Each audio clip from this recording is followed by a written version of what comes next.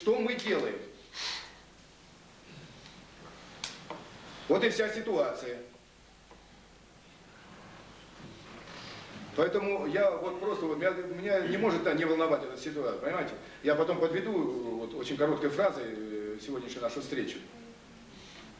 Но не навредить здесь. Вот нельзя так вот диаметрально, или так, или все плохо, или все хорошо. Ну и что они там добились? 11 или 12 школ на весь Киев осталось. И то с закрытием. Сейчас предполагают парламент не очередной, ну то есть остановиться в своем безрассудстве. Вот они приняли, я имею достаточно хорошие такие тесные связи, вопросы связаны. Вот они поставили, что в этом году вот они принимали, в прошлом году, только на украинский, не приняли. Многие, которые достойно должны были, имеющие просто на собеседование, потому что высочайшие были знания показаны на олимпиадах, это не приняли все. И вынуждена уже наука, та, которая те же украинцы говорят, да что ж мы делаем? Вам слово, пожалуйста. Уточнение, или я, может быть, информацией не владею. Тимуков, член Совета Конгресса.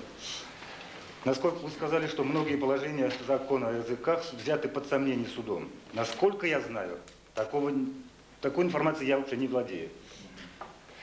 Был один единственный пример, когда прокуратура опротестовала одно из положений постановления Верховного Совета Чувашской Республики о порядке введения в действие закона Чувашской Республики о языках Чувашской Республики. Не сам закон. И ни одно из положений закона под сомнение не были взяты. Там просто было дано поручение совместно с комиссией Верховного Совета и Совета Министров определить перечень специальностей и должностей, для занятий которых требуется знание государственных языков, а также перечень специальностей в средних, специальных и высших учебных заведениях Чувашской Республики, по которым сдаются экзамены по чувашскому языку. Сам закон под сомнение, насколько я знаю, до сегодняшнего дня, тем более Конституционным судом. Вот у меня единственное вот это, чтобы кто если не владеет информацией. Оговорился просто в этом, поэтому я закон сам не берусь. Да, пожалуйста. Телекомпания «Канал 5+», директор Двоскина Людмила Витальевна. Я очень рада, что сегодня присутствую на этом собрании, и мне бы хотелось обратиться к представителям Национального конгресса. Культура начинается не с, мне так кажется, может быть, мой не столь почтенный возраст, как ваш, дает мне возможность на ошибку, но культура начинается не с того, что вот ставится язык как бы во главу угла и силом его заставляют учить. Понимаете, мне кажется, культура и стремление к языку начинается вот как минимум с нашего чувашского драматического театра, где постоянные аншлаги и где люди вот с синхроном сидят, смотрят эти спектакли. Вот оттуда начинается желание учить язык и желание понимать. А когда вы, извините меня, вы обвинили секретаря, который не понимает чувашский язык, и сказали, что вас это глубоко оскорбило, а вы не допускаете, что этот секретарь, он такой же гражданин, как и вы, и он имеет право не знать чувашский язык. Имеет право, потому что он такой же гражданин, и у нас два государственных языка, русский и чувашский. Я наполовину чувашка. И когда ко мне обращаются по-чувашски, я пытаюсь это понять, потому что в мое время этот язык не изучался. Понимаете?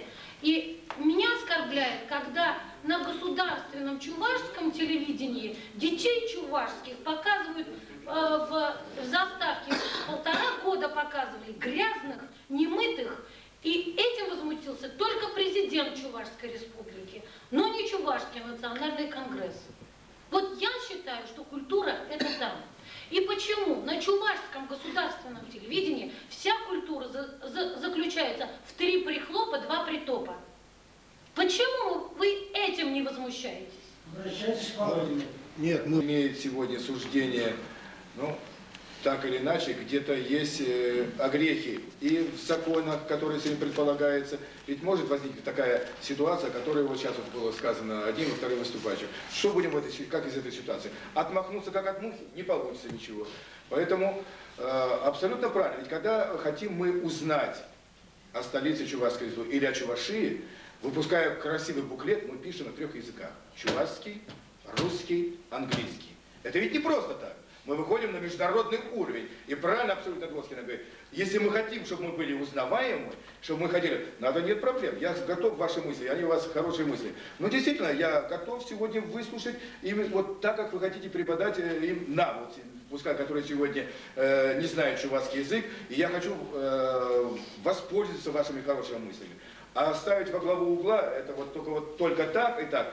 Я не думаю, что вы это найдете решение положительное в большинстве своем. А если сегодня, вот еще раз говорю, я общаюсь, возвращаюсь, я не претендую на истину, довести, что чувашский язык нужно изучать не под давлением, не под давлением указа, или, который, а именно вот желание, сегодня такую ауру создать нужно в столице, я за столицу говорю, что вот, ну есть желание учить и все, вот, потому что вот это хочу прочитать в оригинале, вот это хочу послушать, вот это хочу посмотреть. Ну, я не открываю какие-то, это истина, которая не приложена сегодня есть. Вот здесь, наверное, надо, ну, все здесь сидящие, наверное, Алексей Петрович, в первую очередь, надо думать, наверное, как правильно сегодня подавать материал. Как правильно материал. И дай Бог, и сегодня, если вот так вот, как мы видим, в принципе, везде прослеживается то, что есть желание. Так вот, эти желания должны совпадать и с нашими возможностями, это в первую очередь. И второе, я могу сегодня с полной ответственностью за себя сказать, за присутствующих здесь сотрудников администрации, за тех, которые сегодня депутаты городского собрания присутствуют. Я отвечу вот на эти все две. Значит, чувашский язык, столица чувашский язык, не лишний. Это я для всех официально говорю. Не лишний. Я не буду ее раскрывать. И по второй публикации. Так надо ли относиться в родной столице к родной... Так ли надо относиться? Так вот, чувашский язык, в столицу чувашский язык, будет относиться, к нему будут относиться с уважением. И относились, и будут относиться. Вот я вам и все ответы говорю. Если кого-то кто-то хотел услышать другое, значит, этого не будет. А вот как мы должны с вами вместе это достичь? Как сегодня, ну вот, все о том, что это уже вот, мы должны вот здесь сидящие мудрецы, те, которые сегодня науку представляют, те, которые все знают формы, методы, как сегодня заинтересовать, вот не прибегая к палкам, так говорится. Вот это искусство заставляет. Вот, наверное, и мой короткое подведение итога. Еще раз говорю, уважаемые члены Национального конгресса, я вам еще раз говорю, вы полноправные граждане столицы Чувашской республики. Вы участвуете в таком процессе созидания.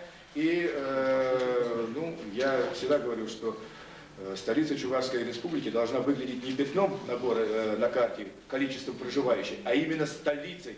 Этим статусом, который сегодня 337 тысяч, я готов выйти по прямому эфиру, по радио, по телевидению, обратиться к гражданам, а мне это не безразлично, гражданам столицы Чувашской республики, сказать, вот мне дали деньги, 337 тысяч. И предлагают переименовать. Давайте послушаем. В этом случае, наверное, не безразлично мнение. Тут, наверное, полярность разделится очень много. Есть выход из ситуации. Да. Я, конечно, парень не был, но рассказывают,